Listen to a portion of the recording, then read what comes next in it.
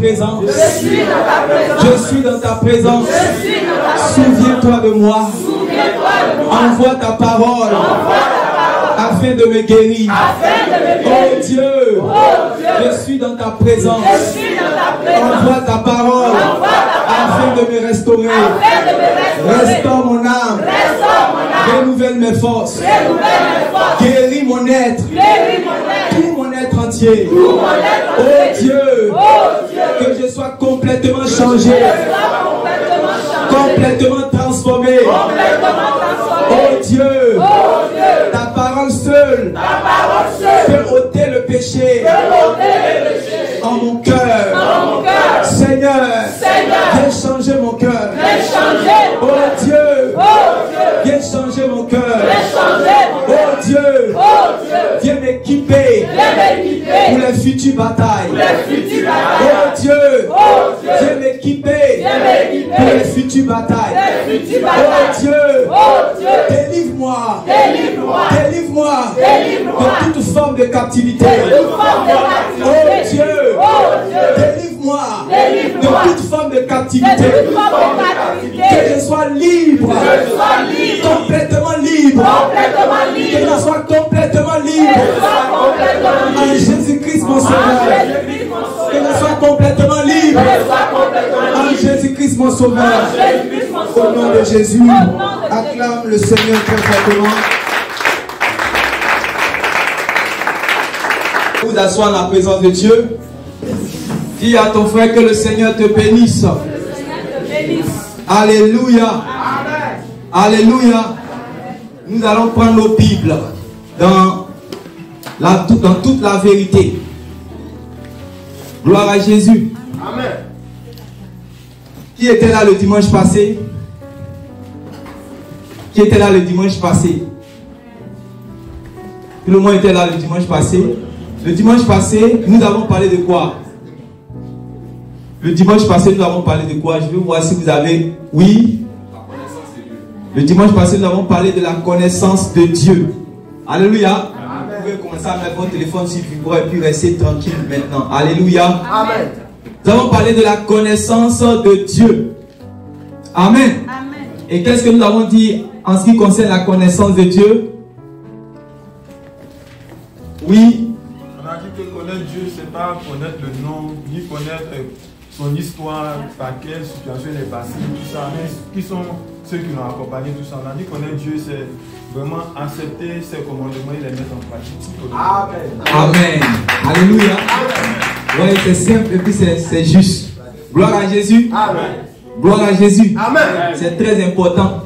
Parce que quand vous allez arriver dans le livre de Daniel, Daniel dit à la fin des temps, il y aura une alliance entre... Jésus avait prédit cela. Jésus a dit que moi je suis venu au nom de mon Père, vous ne m'avez pas reçu. Il y a quelqu'un qui va venir en son propre nom et puis vous allez le recevoir. Et dans la fin des temps, l'Antichrist va venir. Il va faire des alliances avec les nations et il va tisser des alliances aussi avec le peuple d'Israël pour les séduire. Afin qu'on puisse aller mettre le sacrifice et l'abomination dans le temple. Parce que s'il n'est pas séduit, il ne pourra pas réellement entrer. Et la Bible dit que c'est ceux qui auront la connaissance. Alléluia. Amen. Ceux qui auront la connaissance de Dieu. Et c'était précisé dans Daniel. Dit ceux qui vont connaître Dieu ne vont pas réellement partiser avec l'Antichrist. Mais pourtant, les autres juifs connaissent Dieu dans son nom. Mais pourquoi on dit ceux qui connaîtront Dieu ne vont pas réellement partiser? C'est parce que la connaissance de Dieu, c'est de garder les commandements de Dieu. Amen. La connaissance de Dieu, c'est de marcher dans les voies de Dieu. Donc n'oubliez pas cela. C'est une bonne chose de connaître le nom de Dieu. Mais en réalité, le Seigneur veut plus que ça. Parce que à la fin des temps, on va regarder ceux qui connaissent Dieu pour les faire entrer dans le royaume de Dieu. Et ceux qui ne connaissent pas Dieu ne vont pas entrer dans le royaume de Dieu. Jésus a dit, tous ceux qui disent Seigneur, Seigneur, ne vont pas rentrer dans le royaume. Ça c'est clair. Est-ce que tout le monde a compris cette leçon? Amen. Gloire à Jésus. Aujourd'hui, nous allons parler d'un nouveau thème. Et ma prière, le vœu de mon cœur, ce n'est pas d'enchaîner prédication sur prédication.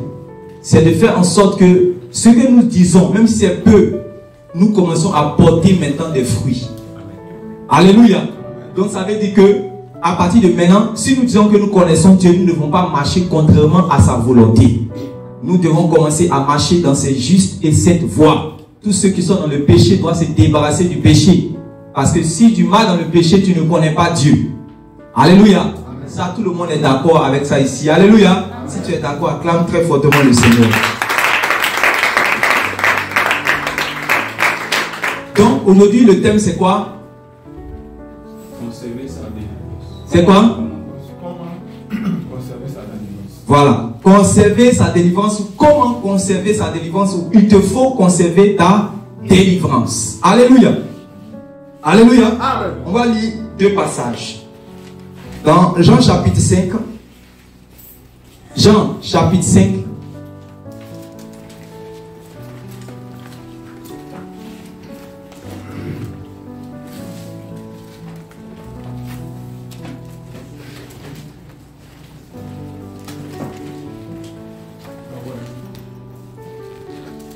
On a trouvé.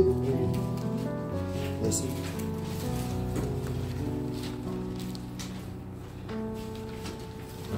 Si Saint-Esprit.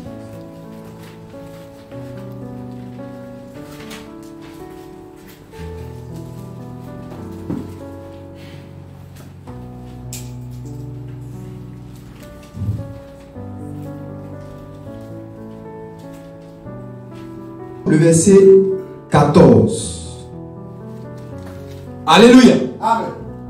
Écoutons le verset 14. Très bien. Jean 5, verset 14. Depuis, Jésus le trouva dans le temple et lui dit: voici, tu as été guéri. Ne pêche plus, de peur qu'il ne t'arrive quelque chose de pire. Alléluia. Amen. Le Seigneur Jésus trouve une personne qui a été guérie par qui? Par lui-même, Jésus. Par lui-même. Donc, ce qui confirme ici une guérison authentique. Gloire à Jésus. Amen. Ce n'est pas une guérison falsifiée. Parce que vous devez savoir, vous en tant qu'enfant de Dieu, que il n'y a pas que Dieu qui guérit. Les faux prophètes aussi font des guérisons. Les faux prophètes aussi font des miracles. Parce que si on ne dit pas ça ouvertement aux enfants de Dieu, c'est vrai que par excès de zèle, nous sommes dans la rue et nous prêchons pour dire c'est Jésus qui guérit. C'est Jésus qui fait des miracles. Mais quand nous lisons la Bible, regardez, hein, je vais ouvrir une parenthèse avant de commencer mon message. Au temps d'Élie le Tishbite, Élie le Tishbite allait sur la montagne. Et il y avait les faux prophètes de Baal et les prophètes d'Astarté. Et Élie a dit aux enfants d'Israël d'arrêter de clocher des deux côtés. Si c'est l'Éternel qui est Dieu, allez vers l'Éternel. Si c'est Baal qui est Dieu, allez vers Baal. Les enfants de Dieu ne répondirent rien. Il a dit, on va aller sur la montagne et on va faire la démonstration de puissance. Le Dieu qui va répondre par le feu, c'est celui-là qui est le véritable Dieu. Alléluia. Amen.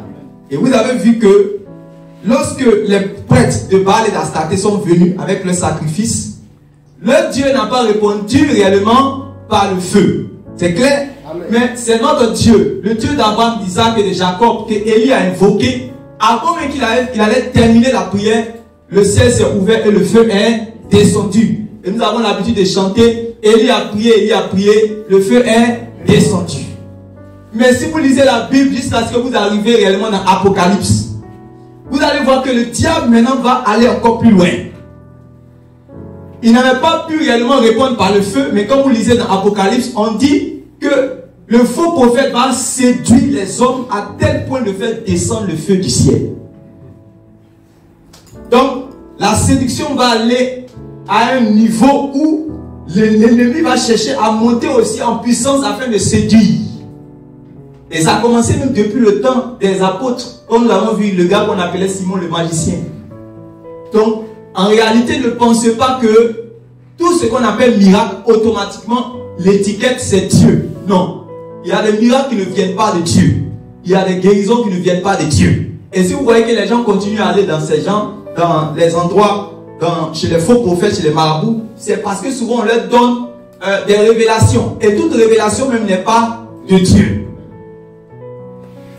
Quand vous lisez Actes chapitre 16, on vous parle d'une femme, une jeune dame qui était avec des prêtres, des gens qui l'utilisaient parce qu'elle avait le don de divination. Le don de divination arrivait à voir la vie des gens pour parler. Et quand même elle a vu Paul et puis Silas avec ses compagnons, ils ont commencé à prêcher, ils faisaient l'œuvre de Dieu. Elle a dit, ceux-ci sont des serviteurs de Dieu, ils vous annoncent la voie du salut. Plusieurs fois, jusqu'à ce que Paul en a été agacé et Paul a chassé le démon qui était en elle, et c'était un démon de Python qui donnait des révélations. Donc, il ne faut pas qu'on se leurre, il faut qu'on se dise la vérité. Il n'y a pas que Dieu qui donne des révélations. Alléluia. Quand quelqu'un sait cela d'avance, il est déjà équilibré. Alléluia. Amen. Maintenant, ce que nous sommes en train de dire, c'est que cet homme dont nous sommes en train de parler, c'est le maître de la guérison. Alléluia. Amen. Le Seigneur des Seigneurs. Amen. Le Fils de Dieu. Amen. Qui a accompli réellement cette guérison dans sa vie. Donc c'est une guérison authentique, indiscutable, pas falsifiée. C'est pas une guérison où on te guérit et puis après encore on donne maladie à une personne dans ta famille. Ça veut dire que ce qu'on a déplacé là, on se va mettre ça sur quelqu'un d'autre. Non, on a enlevé ça, on met ça dans les abîmes, dans les lieux arides. On enlève ça réellement complètement de toi. La bénédiction de l'Éternel n'est suivie d'aucun. Ok. Écoutons maintenant. Depuis, Jésus le trouva dans le temple et lui dit, oui, voici, oui, tu as été guéri. Tu as été guéri. Ne pêche plus, de peur qu'il ne t'arrive quelque chose de pire. Maintenant il dit, ne pêche plus. Après avoir été guéri là, ne pêche plus de peur. Ça veut dire que, il dit, de peur qu'il ne t'arrive quelque chose de pire. Ça veut dire que ce que tu as fait, puis tu as été guéri là, si ça revient encore, ça sera pire qu'auparavant. Est-ce que vous comprenez? Ça, c'est le maître de la guérison qui parle. Dans le monde spirituel, il n'y a pas quelqu'un qui connaît les choses plus que le Seigneur Jésus. Oui. Est-ce qu'on est d'accord avec ça? Amen. Est-ce qu'on est d'accord? Amen. Donc, si lui te parle, il faut prendre ça en considération. Je vais nous envoyer dans le contexte. Ici, on était au temps réellement des Juifs, où il y avait la piscine de Bethesda. La piscine de Bethesda, si vous voulez, Jean chapitre 5 à partir du verset 1, la Bible dit que il y avait un endroit à la porte réellement du temple où il y avait une piscine. Et là-bas, les Juifs partaient là-bas. Tous ceux réellement qui étaient malades, on dit de temps en temps, il y avait comme une porte du ciel qui faisait descendre réellement un ange dans cet endroit-là. Et l'ange venait de temps en temps et il remuait l'eau. Quand il remue l'eau, celui qui va tomber le premier dans l'eau là, il sera guéri. Qui a déjà lu cela? Voilà, c'est bien. Donc, il y avait une foule qui était là-bas. Parce que Dieu est compatissant. Même quand Jésus n'était pas encore venu, Dieu a mis un moyen pour pouvoir réellement manifester sa compassion et sa miséricorde envers son peuple, malgré que Jésus n'était pas encore venu. Alléluia. Et donc, là-bas, le miracle qui s'est passé, ce n'était pas des miracles, des faux miracles. Hein. C'était des miracles de Dieu. C'est un ange qui quittait au ciel pour tomber. Et aujourd'hui, mon message va nous emmener dans les réalités spirituelles. Et c'est là où vous allez comprendre certaines choses. Vous voyez que le Seigneur n'est pas encore venu, mais il y a des anges qui font quoi? Qui quittent au ciel pour venir, pour accomplir des miracles de Dieu. Ce n'est pas des miracles de Satan, s'il vous plaît. On est d'accord? On est d'accord? Maintenant, il y avait un homme qui était malade depuis plus de 38 ans, si je ne me trompe pas. Et donc, le Seigneur Jésus vient vers lui et demande, ah, est-ce que tu veux être guéri? Il dit, mais moi je suis ici depuis 38 ans, mais je suis impotent, je suis paralytique. Donc, puisque c'est le premier qui doit rentrer, on doit réellement, les gens, ceux qui ne sont pas paralytiques, tout ça, eux peuvent facilement rentrer. Mais moi, il n'y a personne, je suis couché. Chaque fois, il n'y a personne. Le Seigneur Jésus lui a dit, prends ton lit et marche. Lève-toi, prends ton lit et marche. Alléluia. Donc, il s'est levé d'un bond, il a pris son lit et il a commencé à marcher. Oh, c'était un jour de sabbat. Un jour réellement où on ne doit pas faire des activités. On doit aller dans le temple. Alléluia. Amen. Mais ils ont trouvé ce monsieur, on lui a dit, mais toi, pourquoi est-ce que tu as ce lit, tu as des affaires sur toi? Puis il lui a dit que réellement, il y a quelqu'un qui m'a dit de me lever. et je me suis levé. Alléluia. Et donc, cette personne qui avait été guérie là maintenant rencontre le Seigneur.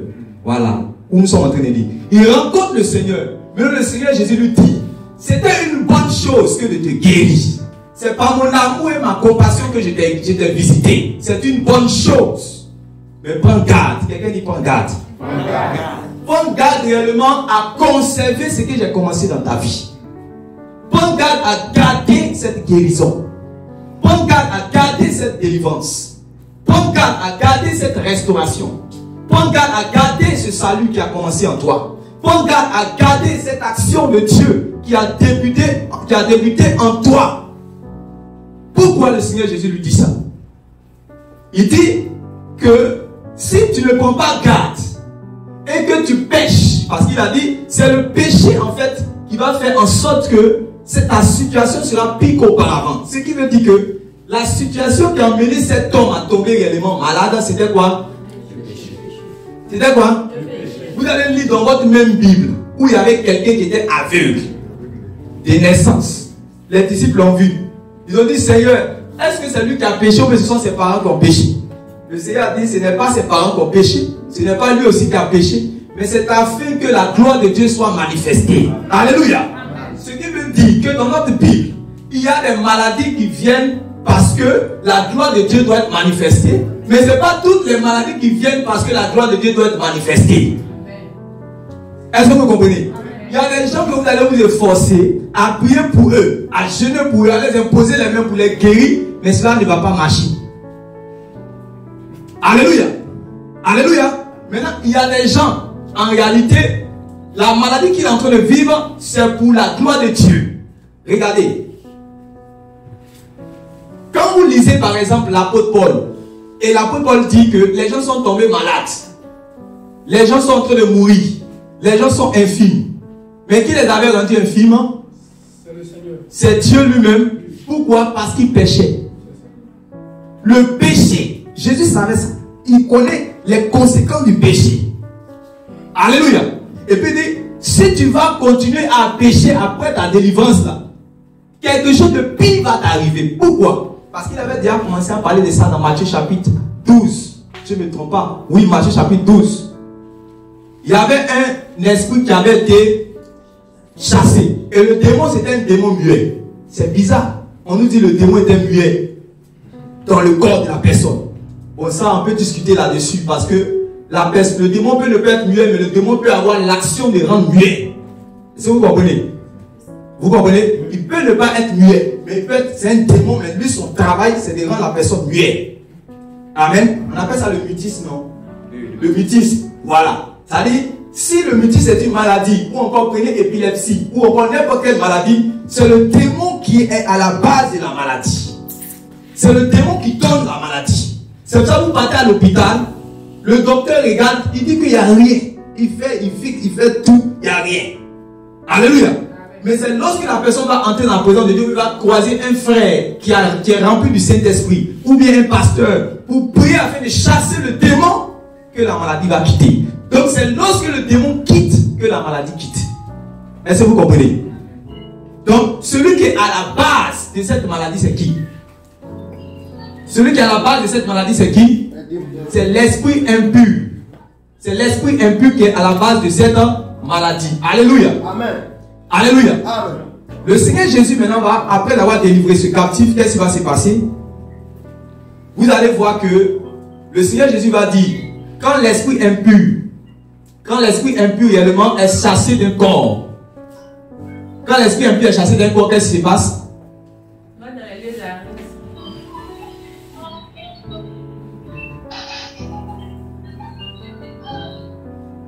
Quand l'esprit impur est chassé d'un corps, qu'est-ce qui se passe?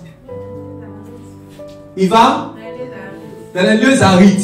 Maintenant, il reste dans les lieux arides. Qu'est-ce qu'il fait? Si la maison est ornée ou bien c'est bien, maintenant s'il dit voir que la maison est vide, il s'en va, il prend cet autre esprit plus fort que lui, puis il vient maintenant pour posséder la personne. Vous comprenez? Il faut que ça rentre, ces choses-là rentrent doucement dans votre cœur. Est-ce que vous comprenez? C'est-à-dire l'esprit qui a emmené la maladie, l'esprit qui a emmené la captivité, l'esprit qui a emmené cette douleur, ce problème-là. On vient, c'est l'homme fort qu'on voit, on le trouve, on le chasse. Mais les démons, eux, ne veulent pas habiter réellement dans l'errance, ils ne veulent pas habiter réellement dans la rue comme ça. Là où il se sent à l'aise, où il veut aller louer maison, c'est dans le corps. Lui, il ne loue pas, il vient habiter. Dans le corps de l'homme, c'est là-bas qu'il habite. Comprenez-moi bien. Maintenant, ce qui nous donne accès à l'homme, c'est le péché. Ce qui ouvre les portes aux démons d'entrer réellement dans le corps d'un homme, c'est le péché. Quand le péché, réellement, le péché en fait, c'est comme un hôtel. C'est-à-dire que c'est quelque chose qui ouvre, qui place un hôtel pour que réellement les esprits puissent venir. Parce que les esprits, ils viennent où il y a l'hôtel, où il y a l'hôtel qui est là. Donc, l'hôtel là, c'est ce qui réellement attire, c'est ce qui attire les esprits, que ce soit le bon esprit, que ce soit le mauvais esprit, ça attire les esprits. Maintenant, le péché, c'est le péché maintenant qui ouvre les portes. Donc, s'il n'y a pas une porte ouverte, l'esprit ne va pas entrer. Ça, c'est le Seigneur Jésus qui dit. Parce qu'il appelle ton corps maison. Amen. Il faut bien écouter les paroles du Seigneur. Il appelle ton corps maison. Et maintenant, quand il y a le péché, ça donne invitation, accès à l'ennemi de rentrer. C'est lui qui est un voleur, égorgeur, et puis détruit, un destructeur. Il vient, il entre, et puis il fait réellement son travail. Maintenant, si tu as eu la grâce que Jésus est rentré dans ta vie, si tu as eu la grâce que réellement on allait opérer une action de délivrance, on va le chasser. Quand on le chasse, il ne dit pas, comme on m'a chassé, je vais rester réellement inactif. Il cherche à revenir. Alléluia. Amen. Il cherche à revenir. Mais quand il cherche à revenir, il ne veut lui aussi, il a peur de ne plus être encore chassé. Où est le monde spirituel? C'est pas un monde réellement d'amusement. En fait, il a peur de ne plus être encore chassé, parce qu'il était dérangé. Il veut rester, il veut maintenant demeurer là. Donc, il appelle 7 autres esprits plus forts. Ça veut dire que s'ils étaient 2, eux tous vont appeler 7 autres esprits. S'ils étaient 3, ils vont appeler 7 autres esprits. Chacun réellement prend, c'est-à-dire que se met sur ses gardes, se met en sécurité dans le corps de quelqu'un. Est-ce que tu comprends? Ils sont 10, eux tous réellement, ils sont chez 7 autres, plus puissants qu'eux, pour les défendre. Si vous lisez le livre de Daniel, quand réellement Daniel a commencé à prier, le premier jour il était exaucé. Il y a un ange messager de Dieu qui vient avec une parole pour Daniel. Mais vous allez voir que au moment où il va quitter le ciel de Dieu pour arriver sur la terre, il va traverser le ciel, le deuxième ciel où il y a les esprits méchants. Vous allez voir qu'ils vont se mettre là-bas pour empêcher le messager de passer et ils vont le bloquer pendant plusieurs jours. Et donc, c'est un autre ange plus puissant que lui qui devait venir pour le secourir.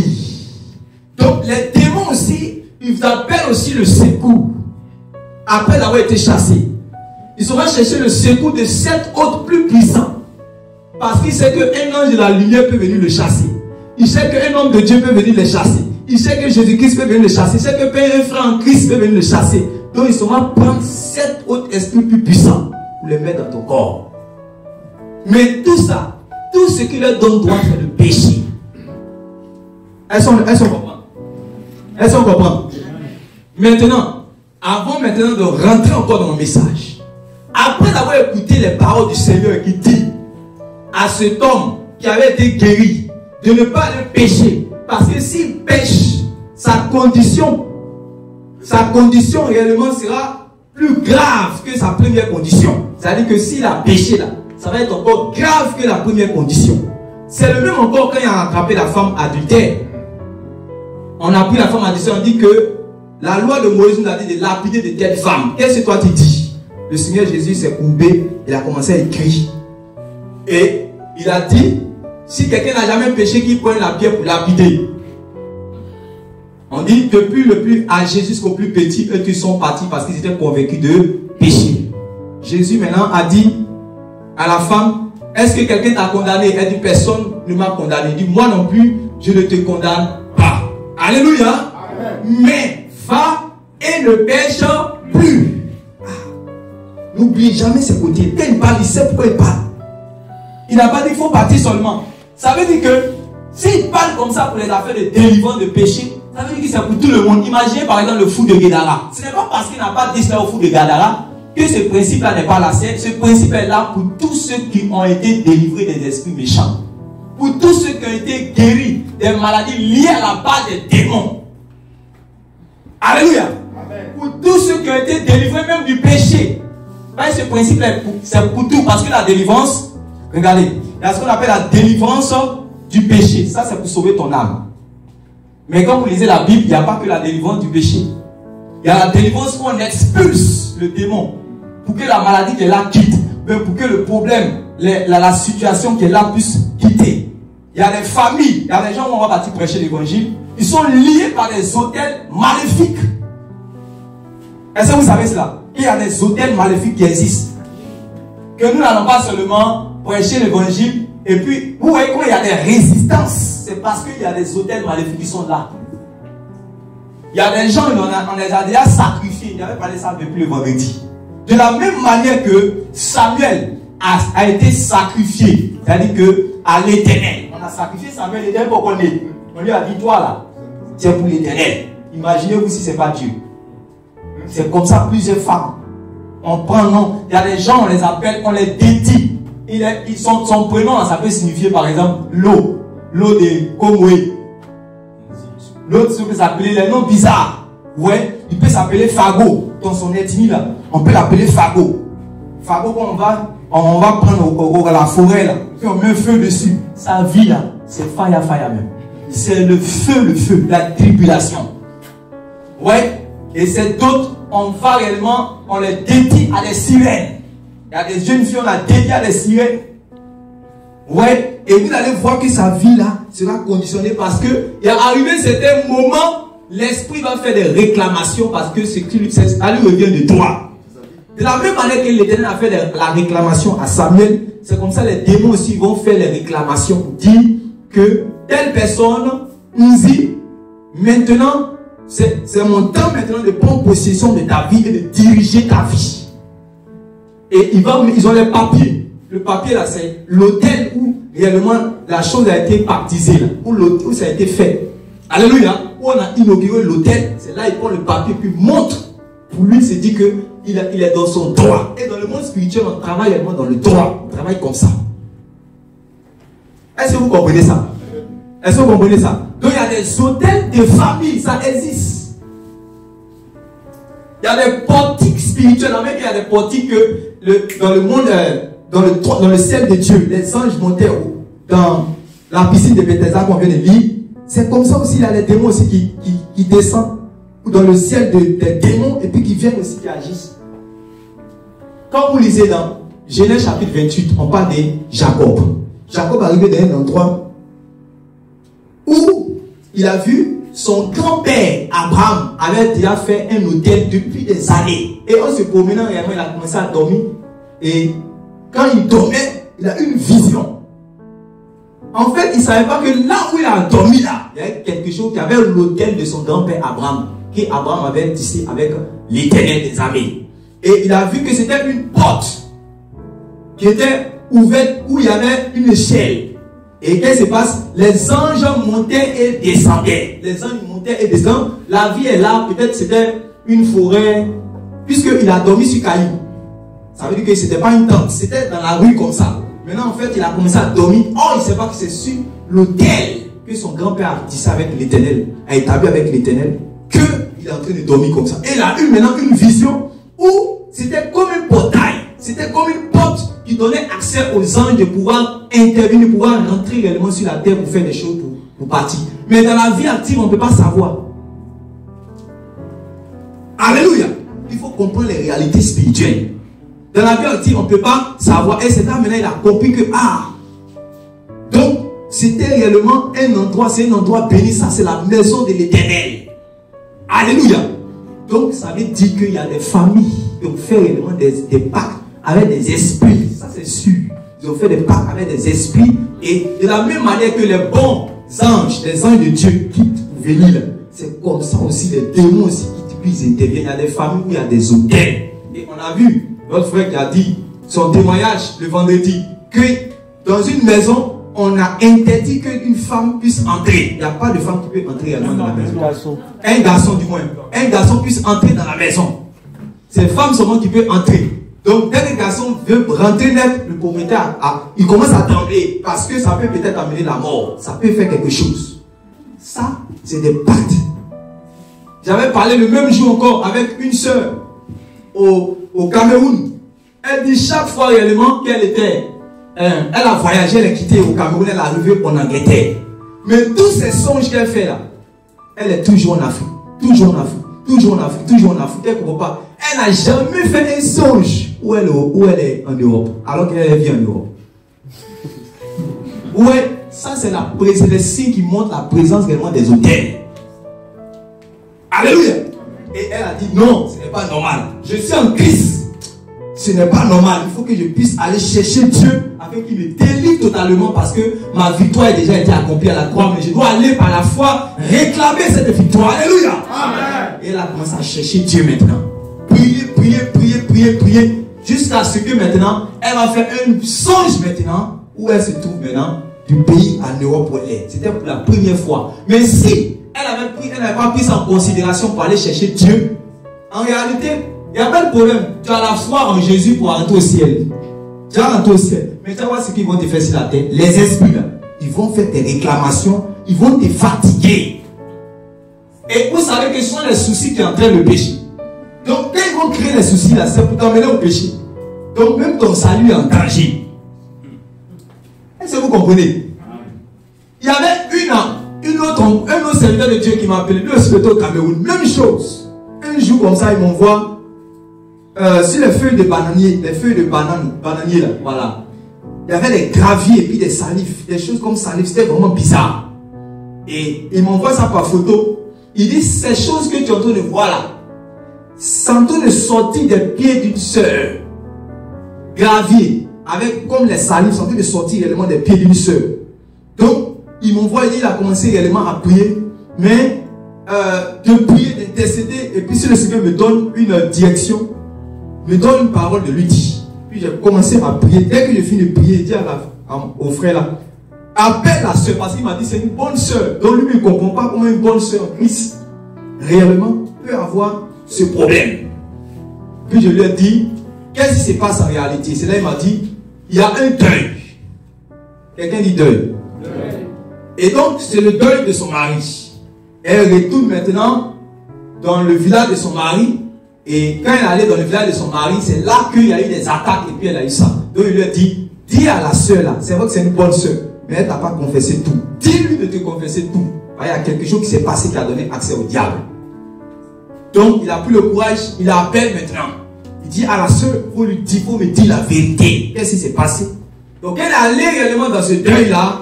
Vous savez que nous sommes en Afrique, il y a les traditions, les coutumes. Et dans ces coutumes-là, ils ont demandé, ils ont soumis cette jeune sœur en Christ à leur tradition, à certaines coutumes, où on devait réellement faire les rasés, les choses comme ça. Vous voyez?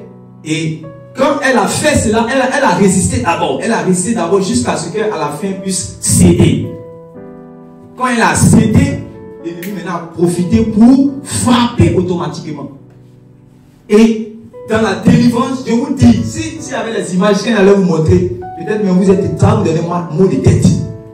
Gravier, beaucoup de gravier, avec les salus bizarres, ça sort de son pied. Maintenant, quand je finis de vous dire ça, je vous pose la question. Un chrétien peut-il être possédé? Oui. En fait, tant que tu es sur la Bible, puis tu lis seulement, et puis tu n'es pas sur la réalité des choses, tu vas discuter. Oui. En réalité, si moi, toi, on t'envoie une personne qui est possédée d'un esprit, tu vas chercher à savoir si c'est un chrétien ou même si c'est pas un chrétien. Toi, tu as l'ordre de chasser le démon. Amen. Tu n'as pas l'ordre de vérifier pour voir si la personne était chrétienne ou pas. Toi, tu as le mandat de chasser le démon. Amen. Maintenant, nous qui sommes sur le terrain, nous qui avons réellement réalisé ces choses, nous avons déjà fait les délivrances des chrétiens. Pourquoi? C'est le principe que nous sommes en train de voir ce matin. On dit quoi? C'est une bonne soeur, oui, il n'y a pas de problème. Elle va dans la sanctification, oui, il n'y a pas de problème. Mais, il y a des principes dans le monde spirituel, il ne faut pas jouer à ça. Elle allait se soumettre réellement à la vanité de la coutume de ses beaux-parents. Où on lui a dit de faire telle chose. Vous savez ce qui se passe dans ces coutumes-là. Souvent on demande aux frères, aux soeurs, là, aux dames, là, aux veuves, de s'épiler, tout ça, de faire des choses. Et c'est parti d'aller se laver dans tel eau, dans tel marigot, de parler à tel crâne. Pourtant elle est en Christ. Pourtant elle a marché peut-être 5 ans, 10 ans dans la sainteté. Mais le jour, quelqu'un dit le jour. Le jour où elle a ouvert boulevard Satan, il ne va pas dire non, tu es chrétien, je ne rentre pas. Non. Une fois que tu ouvres, il rentre. La Bible ne donne pas accès au diable. Il ne donne pas accès au diable. Si tu lui donnes accès, il va rentrer. Il n'y a pas eu l'affaire de dire non que c'est un nœud de nouveau. Je ne rentre pas dans la maison d'un nœud de nouveau. Le diable ne connaît pas ça. Il faut ouvrir la porte à Chihuahua. C'est ça Jésus a dit que ne pêche pas. C'est moi qui t'ai délivré. Délivré là, en fait, délivré c'est comme le mot salut, c'est comme sozo. Sozo, il y a restauration, il y a guérison, il y a délivrance, il y a tout ça dedans. Donc, si le Seigneur a fait l'action de te sauver, de te secourir, alors tu dois maintenant faire quoi? Préserver cette délivrance. Tu dois conserver cette délivrance. Tu ne dois pas ouvrir le boulevard, tu ne dois pas ouvrir la porte. Tu ouvres, ce n'est pas bon pour toi. Alléluia. Alléluia. Donc vous devez comprendre que ce n'est pas une affaire de non, parce que je suis chrétien, parce que le Saint-Esprit, la dernière fois je posais cette question-là, et il y a quelqu'un qui avait dit non, que la personne ne croit pas qu'un chrétien peut posséder. Ok, on ne va pas faire par là. Mais en réalité, ceux qui disent là, c'est par rapport à certaines théories. Non, si le Saint-Esprit est en toi, comment un démon va rentrer, parce que le Saint-Esprit est en toi. Je vais vous parler un peu de ça aussi. Quand on dit le Seigneur Jésus en toi, là, qui t'a dit que c'est le Seigneur Jésus en personne qui vient s'asseoir en toi? Le Seigneur Jésus, il est où ça? Au ciel. Il est assis à la droite de Dieu le Père dans sa gloire. C'est là-bas que lui, il est là-bas en personne. Maintenant, il est dans la vie des saints par la foi. C'est-à-dire que l'obéissance à ses commandements. Il est dans leur vie, quand ils obéissent à ses commandements, c'est ça qui réellement il est au milieu d'eux. Parce qu'ils ont la foi. C'est la foi qui fait venir Dieu. Donc, quand la personne a reçu non seulement mais l'esprit là maintenant, tu n'as pas reçu ça dans la plénitude, tu as reçu cela en mesure. Est-ce que tu comprends? Nous avons reçu une mesure de l'esprit. Même on dit Christ là même, il se forme. C'est-à-dire que même Christ là même, il grandit. Mais c'est par l'obéissance, par l'attachement, la piété à Dieu que ça prend la forme, ça grandit. Donc, ce n'est pas Jésus-Christ qui vient s'asseoir en toi. Il faut lever ça dans ta tête. Alléluia. C'est un langage, quand dit Christ en toi, c'est un langage. C'est le fait que tu as gardé sa parole. Tu as la parole de Dieu. Quand Jésus lui-même disait que moi et mon Père, nous sommes un, c'est parce que depuis le ciel là-bas, le mandat, la parole qu'il a reçue de son Père, réellement, il est un avec cette parole, avec les commandements de Dieu. Donc Dieu est toujours avec lui. Dieu ne peut pas être en dehors de lui. Dieu est avec l'homme lorsque l'homme réellement a sa parole. Lorsque l'homme obéit réellement à sa parole, selon dit Christ en toi. Christ en toi ne veut même pas dire que Jésus qui est assis au ciel là, ça dit qu'il est en chacun. Non, c'est pas comme ça. Amen. Ça là, beaucoup de personnes, Seigneur, que Dieu nous aide. Amen. C'est pas ça, oh. C'est la parole que tu as. L'obéissance, la foi, c'est ça qui fait vivre. Ce qu'on dit, ça fait, tu es un avec Dieu. Mais c'est pas Jésus qui a multiplié Dieu de beaucoup de Jésus. C'est quoi ça? Tellement vous appréciez les théories, vous commencez à croire ces genres de choses. C'est pas ça. Ça fait un. De deux, je vais vous montrer quelque chose. On va prendre le cas par exemple de Saül. Parce que les gens disent qu'il faut que j'ai eu un cœur nouveau. Comment quelqu'un qui est né de nouveau, après réellement, c'est-à-dire que le démon peut avoir accès réellement à sa vie. La dernière fois, on a déjà parlé de ça sur le cas de Saül. Je vous ai montré clairement que Saül a eu un cœur nouveau, oui ou non? Qui a déjà lu ça? Qui n'a jamais lu? 1 Samuel chapitre 10, rapidement.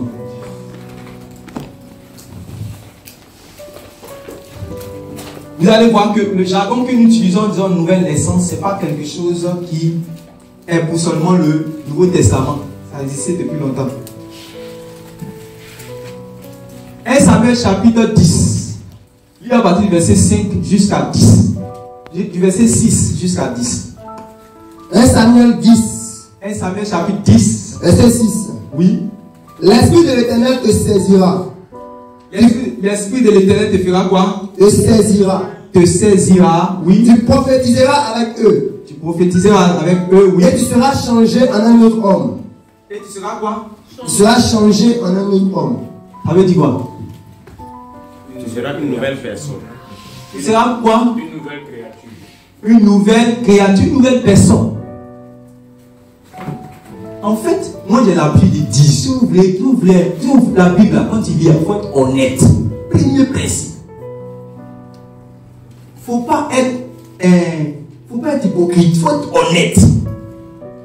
On te dit que Dieu dit, quand l'Esprit de Dieu va venir sur lui, il sera quoi? Il sera changé. Quand tu es changé là, c'est pas ça que nous aussi on parle par les sangs, je suis changé, je suis changé, je suis transformé, je suis un homme nouveau. Et il dit, tu seras changé en un homme nouveau. Ça veut dire que l'ancien Saül est quoi? Et que le nouveau Saül maintenant est là. Si quelqu'un est en Christ, il est une nouvelle homme. Les choses anciennes sont, toutes choses sont devenues. C'est pas ça qui est là. Regardez, Dieu même va rendre témoin par la bouche de Samuel qu'il n'y avait pas un homme qui était semblable à Saül parmi le peuple de Dieu. C'est dans notre Bible.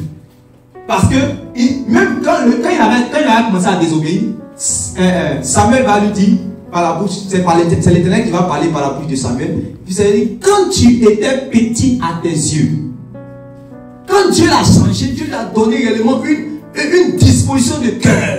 Samuel était petit à ses yeux. Samuel était un homme humble. Il allait même se cacher. Quand l'Esprit de Dieu est allé sur lui, pour l'envoyer, pour lui montrer que c'est lui qu'on a choisi, pour montrer au peuple de Dieu que c'est lui qu'on a choisi. C'est la disposition d'humilité. Est-ce que vous comprenez? Donc il était réellement changé en un homme nouveau. Dieu ne ment pas. Il faut croire la parole de Dieu d'abord, puis la laisser se déposer dans votre cœur. C'est bon? Lisez la suite maintenant. Oui? Lorsque ces signes auront eu pour toi leur accomplissement, oui, fais ce que tu trouveras à faire. Oui. Car Dieu est avec toi. Car Dieu est avec toi, oui. Puis tu descendras avant moi à Gilgal. Oui. Et voici, je descendrai vers toi pour offrir des holocaustes et des sacrifices d'action de grâce. Oui. Tu attendras 7 jours jusqu'à ce que j'arrive auprès de toi et que je te dise ce que tu dois faire. Oui. Dès que Saül eut tourné le dos pour se séparer de Samuel, pour se séparer de Samuel, Dieu lui donna un autre cœur. Laissez là, cette parole-là, déposée dans votre cœur. Amen. Dieu lui donne un nouveau cœur. C'est Dieu lui-même qui lui donne un nouveau cœur. Quand tu es en Christ, il dit non, Dieu m'a donné un cœur nouveau, un cœur nouveau. C'est pas aujourd'hui ça a commencé. Dieu a donné un nouveau cœur aussi à Saül. Oui. L'Esprit de Dieu et tous les signes s'accomplissent le même jour. Lorsqu'il arrivait à Gilgal, voici, une troupe de prophètes vient à sa rencontre. L'Esprit de Dieu le saisit et il prophétisa au milieu d'eux. Amen. Amen. Donc tout ce qui est signe, ça c'était la marque parce que quand Pierre a ordonné qu'on puisse réellement baptiser les gens qui étaient dans la maison de Corneille et tous ceux qui écoutaient la parole de Dieu, c'est parce qu'ils avaient reçu le Saint-Esprit. Amen. Ils avaient vu les signes qui prouvaient que Dieu les a choisis. Donc, en fait, les signes que vous êtes en train de voir sur la vie réellement de Saül, c'est la preuve que Dieu l'a choisi. Et Dieu nous montre clairement que c'est parce qu'il lui a donné un cœur nouveau que tout ce que nous sommes en train de voir s'est passé. C'est-à-dire que Jésus m'a dit, si vous ne croyez pas que moi je suis le Fils de Dieu, croyez en moi à cause des œuvres que vous êtes en train de voir. Donc, les signes que vous êtes en train de voir sur Saül, c'est la preuve que Dieu vient de le choisir et Dieu vient de lui donner un nouveau cœur. C'est clair? C'est clair? Quand vous allez arriver au chapitre 15, même le chapitre qui va suivre, Samuel va commencer la première désobéissance. Amen. Après ça encore, chapitre 15, il va commencer, il va continue encore avec la désobéissance. Lorsque il ne va pas tuer le roi Agag et qui va garder réellement le troupeau. Le troupeau gras qui était là. Et puis il va tuer ceux qui étaient chétifs. Maintenant il va garder ceux qui étaient gras. Alléluia. Et Samuel va lui dire, est-ce que tu as accompli la parole de Dieu? Il va dire que oui, il a accompli la parole de Dieu. Samuel va lui dire, mais qu'est-ce que j'entends? C'est quel le bêlement que j'entends derrière toi? Puis il va dire quand même, j'ai accompli la volonté de l'Éternel. Et c'est là que Samuel va lui dire que Dieu a choisi une autre personne. Dieu regrette même de t'avoir choisi. Alléluia. Alléluia. Amen. Maintenant, quand Dieu s'est retiré de Saül, l'Esprit de Dieu maintenant va se retirer. Pour les gens qui ne croient pas que l'Esprit de Dieu peut se retirer, l'Esprit de Dieu se retire de Saül. Dieu maintenant choisit une autre personne qu'on appelle David. Quand l'Esprit de Dieu s'est retiré de Saül, qui est venu? Qui est venu? Un mauvais esprit, c'est-à-dire un démon.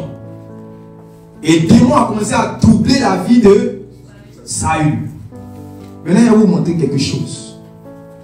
1 Samuel chapitre 19 à partir du verset 20. 1 Samuel chapitre 19 à partir du verset 20. Vous allez comprendre ici en fait que le monde spirituel, ce n'est pas le monde de théorie. 1 Samuel 19 verset 20. 1 Samuel chapitre 19. Oui. Saül envoya des gens pour prendre David. Donc David était allé chez Samuel. Amen. Il est allé chez Samuel et il y avait une action, il y avait vraiment un mouvement prophétique là-bas. Les fils des prophètes étaient en train de prophétiser avec Samuel. Et quand David aussi est rentré, David a commencé à prophétiser. Donc l'atmosphère prophétique baignait. Donc Saül fait partie tuer en fait David. Donc il envoie des gens pour aller tuer David. Maintenant ceux qu'il envoie, regarde, oui. Il vit une assemblée de prophètes, oui, prophétisaient. Ayant Samuel à la tête, oui, l'Esprit de Dieu saisit les envoyés de Saül et il se mit aussi à prophétiser eux-mêmes. Donc ceux qui sont venus tuer sont en train de quoi? Prophétiser. Oui, continue. On en fit rapport à Saül, qui envoya d'autres gens et eux aussi prophétisaient. Donc deuxième groupe, ils sont en train de quoi? Prophétiser. Oui. Il envoya encore la troisième fois et il prophétisait également. Tous troisième fois encore, ils sont en train de prophétiser, oui. Alors Saül alla lui-même à Rama. Maintenant lui-même, il s'en va maintenant, depuis ce qu'il envoie, eux, ils sont en train de faire réellement moment de prophétie là-bas. Oui, maintenant lui, il s'en va, oui. Arrivé à la grande citerne qui est à Sékou, il demanda, où sont Samuel et David? On lui répondit, ils sont à Najor près de Rama. Et il se dirigea vers Najor près de Rama. L'Esprit de Dieu fut aussi sur lui et Saül continua son chemin en prophétisant. Voilà quelqu'un qui est possédé d'un démon. Il est possédé d'un démon. Maintenant, l'Esprit de Dieu vient sur lui et il continue de prophétiser en battant la maison. Maintenant, je vous demande comment l'Esprit de Dieu et le démon là, ils sont ensemble et puis ils font le travail. Vous avez vu que vous asseyez-vous, vous allez, on va vous enseigner la parole de Dieu. C'est pas orgueil, c'est vous dire que ce que tu penses que tu connais là, il faut t'asseoir.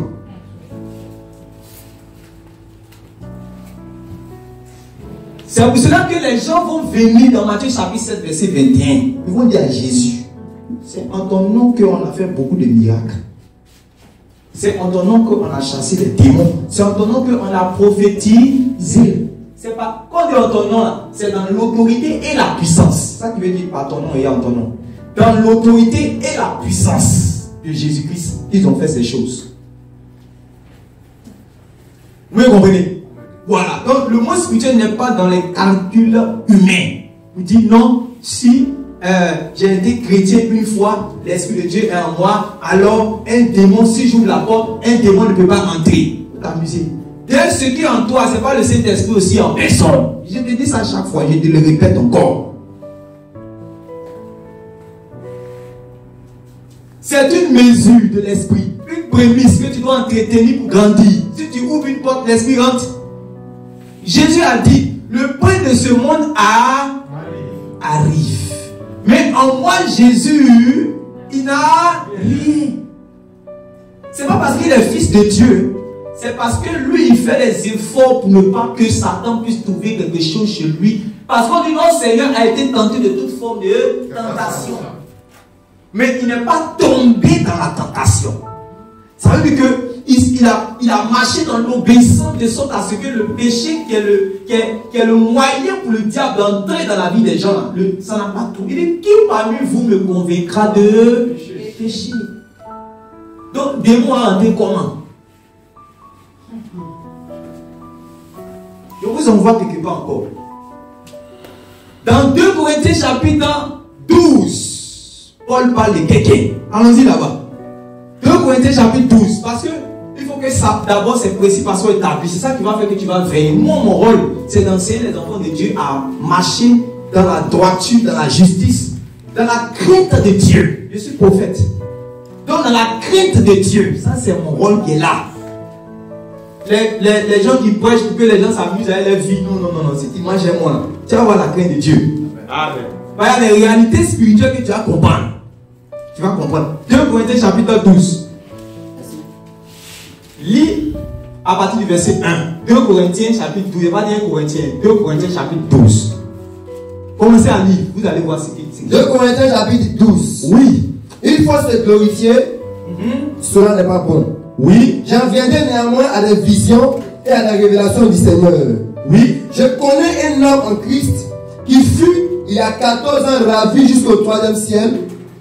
Si ce fut dans son corps, je ne sais. Si ce fut hors de son corps, je ne sais. Amen. Dieu le sait. Paul parle de qui? De lui-même. Parle de lui-même. Ok, allons-y. Et je sais que cet homme, si ce fut dans son corps ou sans son corps, je ne sais, Dieu le sait. Oui. Fut enlevé dans le paradis et qu'il entendit les paroles ineffables qui n'est pas permis à un homme d'exprimer. Oui. Je me glorifierai d'un tel homme, mais de moi-même, je ne me glorifierai pas, sinon de mes infimités. Amen. Il dit, mais de moi-même, je ne me glorifierai pas, sinon de mes Infimités. Soulignez ça. De mes infimités. Donc Paul dit, il vient de nous dire, il commence à nous dire par là que il a une infimité, sinon il a des infimités. Vous savez ce que ça veut dire infimité? Lis, allons-y. Si je voulais me glorifier, Oui, je ne serais pas un insensé, oui, car je dirai la vérité. Mais je m'en abstiens afin que personne n'ait à mon sujet une opinion supérieure à ce qu'il voit en moi ou à ce qu'il entend de moi. maintenant écoutez ce qui va suivre. Et pour que je ne sois pas enflé d'orgueil, Et pour que moi, Paul, je ne sois pas enflé d'orgueil, à cause de l'excellence de ses révélations, à cause de l'excellence de ses révélations, les autres apôtres, Jésus les enseignait. C'est-à-dire qu'avec la bouche, il a parlé avec eux. Mais lui, Paul, il dort, puis Jésus l'enseigne. Il voit, ils sont au ciel ivri. C'est-à-dire lui, là, ses révélations. Quand vous lisez 1 Corinthiens chapitre 11, et puis il parle du repas du Seigneur. Les apôtres, eux, étaient là, ils ont vu. L'apôtre, lui, c'est en vision. Ce qui s'est passé là, il a vu ça en vision, tout. Il dit, ce que je vous enseigne, c'est par révélation. Donc, si c'est aller au ciel pour partir, pour revenir là, l'apôtre Paul, c'était un champion dedans. Le monde des esprits, délivrance, tout ça, il connaît. À part le Seigneur Jésus, il n'y a pas quelqu'un qui avait les exploits dans les démons que l'apôtre Paul. Jusqu'à ce que les démons disent, nous connaissons Jésus et nous connaissons Paul. Ils savent qu'il est dans le monde spirituel. Vous me comprenez?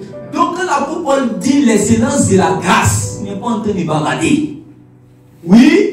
et pour que je ne sois pas enflé d'orgueil, Et pour que je ne sois pas enflé d'orgueil, à cause de l'excellence de ses révélations, à cause de l'excellence de ses révélations, il m'a été mis dans la chair il m'a été mis dans la chair, une écharpe, dans mon corps. Une écharpe. Un ange de Satan, Un ange de Satan. pour me souffleter et m'empêcher de m'enobéir. Ange de Satan, c'est qui? Démon. Bien sûr. Démon. Voilà. Je vais dire, lisez la Bible avec honnêteté. Donc, Paul maintenant voit que ce n'est pas normal. Vous comprenez? Qu'est-ce qu'il maintenant il fait? 3 fois j'ai prié le Seigneur de m'en éloigner. Il voit que c'est pas normal. J'ai mal dans la sanctification. J'ai fait l'œuvre de Dieu. J'obéis aux voix du Seigneur. Je vais accomplir les œuvres de Dieu. Tout ça. Mais il y a un esprit. Il y a une infimité sur mon corps qui est à la base. Parce que je vous ai dit. Pourquoi on a commencé par le premier principe? Je vous ai dit qu'il y a des infimités qui sont à la base. Hein? Il y a des gens qui sont muets, mais c'est parce que l'esprit qui est à l'intérieur est muet. C'est-à-dire que. Voilà. Ce n'est pas toutes les maladies qui sont liées à des démons, mais il y a certaines infimités qui sont liées à des démons. Et ici, c'est clair dans ce passage. Il dit ce n'est pas ailleurs que dans ça. Cette infimité, on voit, et qui à la base un démon. Parce qu'il y a d'autres qui veulent tourner. Un de Satan, tu vas demander à plusieurs chrétiens, comme ça concerne Paul, ils ne vont pas pouvoir dire démon ici. Parce qu'ils ne sont pas, ils font pas comme des enfants. Oui. Et il m'a dit, ma grâce te suffit, car ma puissance s'accomplit dans la faiblesse. Donc, le Seigneur maintenant lui dit, ma grâce te suffit, car ma puissance s'accomplit dans la faiblesse. Ma puissance s'accomplit dans la faiblesse. Maintenant, Paul nous donne une révélation. Il a compris que quand il a prié 3 fois, Dieu réellement lui a dit que c'est parce que, en fait, il ne soit pas enflé d'orgueil. Aujourd'hui, ce n'est pas le thème de mon message, mais je vous en supplie, vous qui lisez la Bible, allez-y bien étudier la vie de Paul. Écoutez les paroles de Paul. Regardez comment Paul parle. Vous allez comprendre certaines choses. De la même manière qu'on peut prêcher sur Abraham et puis montrer ses défauts, on peut prêcher sur Paul et puis montrer ses défauts. Amen.